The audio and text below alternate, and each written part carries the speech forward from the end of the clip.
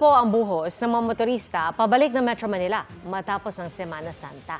At ang sitwasyon sa South Luzon Expressway, tinutukan live ni Von Aquino. Von?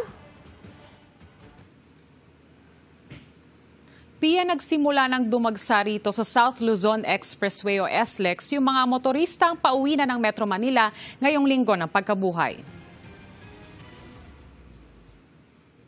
Sa monitoring ng South Luzon Expressway Traffic Management Control, pasado alas 7 ng umaga nang magsimulang tumaas ang volume ng mga sasakyan sa SLEX northbound dahil sa buhos ng mga palabas ng Star Tollway.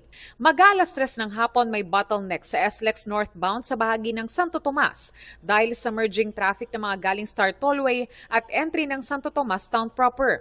Paglagpas dito, banayad na ang trapiko. May mga motoristang pinili ng bumiyahe ngayon pauwi ng Metro Manila tulad ng pamilya Yuzo na galing Batangas. So far, very smooth.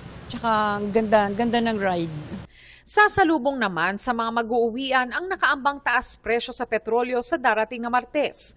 Ayon sa oil industry sources, posibleng tumaas ng hanggang 1 peso and 20 centavos per liter ang diesel at gasolina.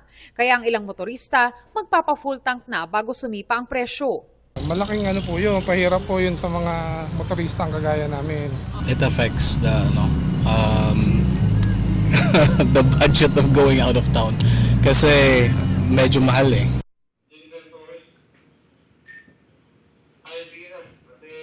Pia, narito naman ang live na kuha ng trapiko dito sa SLEX. Sa mga oras na ito, bahagyang bumabagal na ang daloy ng trapiko sa northbound lane ng SLEX Santo Tomas. Ang volume ng mga sasakyan na dumaraan dyan ay mula sa Star Tollway o yung mga galing Batangas at pauwi ng Metro Manila. Samantala, mabilis naman ang daloy ng trapiko sa magkabilang lane ng Calamba at maluwag din po ang north at southbound lane ng Santa Rosa at Alabang.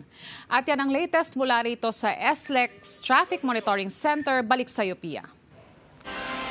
Maraming salamat, Von Aquino.